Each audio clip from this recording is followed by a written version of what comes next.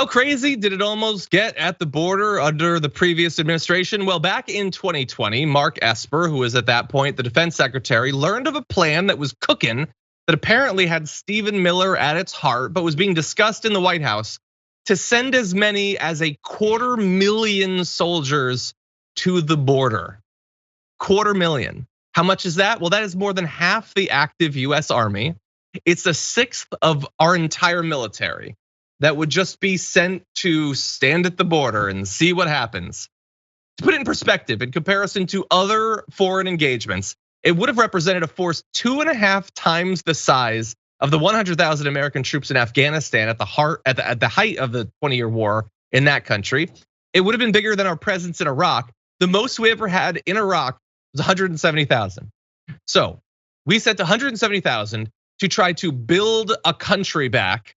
They wanted to send 80,000 more to stop someone from getting into the US and building like a better life for themselves. It would have been the biggest use of the military inside the United States since the Civil War, which seems like an accurate thing to bring up at this point, an accurate comparison there, considering some of what they want to do.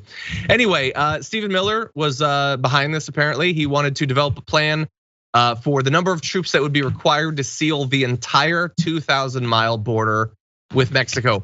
And again, as with the whole wall along the border thing, like there are significant portions that are not crossable, but why would you have to know even that most basic of facts about the border to be in charge of potentially deploying hundreds of thousands of troops?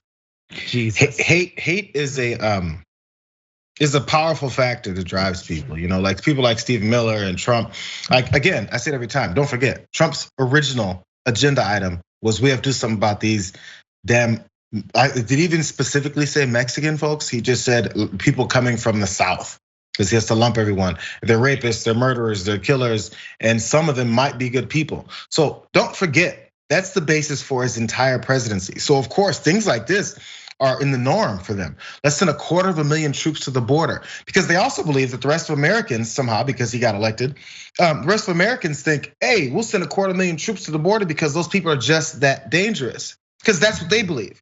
Their hatred and their fear of the other is that rabid, that we have to go and make sure that we put armed military at the border, and everyone's gonna be on board with this.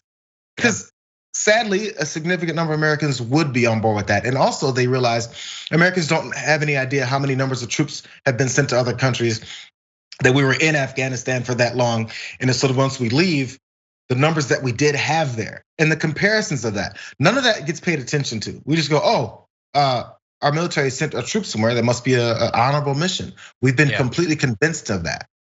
Yeah, 100%, 100%. That we have no idea of the size of our empire, how many bases. We've literally hundreds and hundreds and hundreds of installations of various sizes in countries around the world, and most people never have to think about that. It is shielded from them.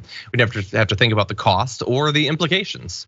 But you might say, well, okay, that's really crazy. But you said it was gonna be really crazy. So it is actually even crazier in at least 3 different ways that I will have for you. 2 of them have to do with when this was going to happen, because it's 2020. So for 2 different reasons, I want you to think seriously about what that means. So do you remember what was happening in 2020? I do. There was a pandemic and everyone needed to stay at home and not assemble and don't travel between states. They wanted to send 250,000 soldiers from around the country to all congregate along the border, which would have been devastating to our soldiers at that time. Like COVID would have just ripped through them, claiming the lives of our soldiers, but they didn't care. But there is one other part of this. 2020 was not just the worst year because of the pandemic, it was also an election year. And if you think they weren't thinking about that, you're insane. They were considering effectively waging war at the border as a stunt. There was no actual need to send 250,000 troops. How could there be? So why were they doing it? They were doing it to get people freaked out. In the same way that they cook up the supposed migrant caravans and they lose it about smartly dressed Brazilians crossing the border. They want you to be freaked out. And what better way to do that than to send an invasion force to the southern border? That's what they were planning to do. They were planning to do it to potentially influence the election, to try to get people scared, to get them freaked out in advance of the vote. It's not that hard of a thing to imagine. There's other things that the president was doing at the time to make sure he gets reelected that were outside the normal bounds. And that's one of the things he was impeached for. Let's keep it real. So it shouldn't be a surprise that he's willing to use the military for his own personal purposes as far as getting reelected. That's like 101 for Trump. In fact, if he didn't do that, I'd be surprised. He basically says like, he thinks every time he says they attacked America when it was him, he thinks he is America.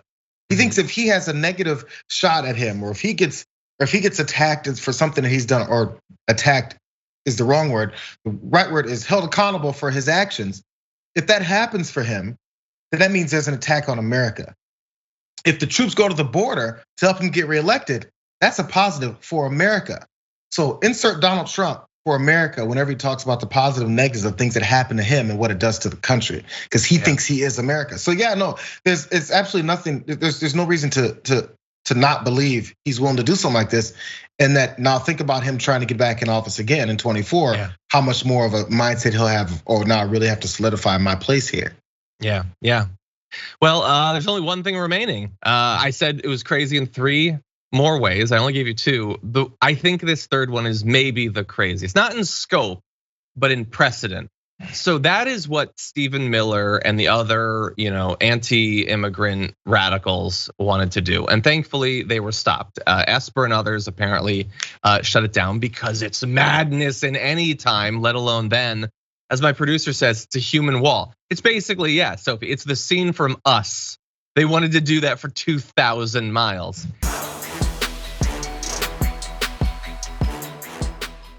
For more political news, breakdowns, interviews, stories of activism, and me trying my hardest to care about the occasional big celebrity news story, subscribe to our YouTube channel at youtube.com/The Damage Report. And you can ring the bell wherever it is so you don't miss anything.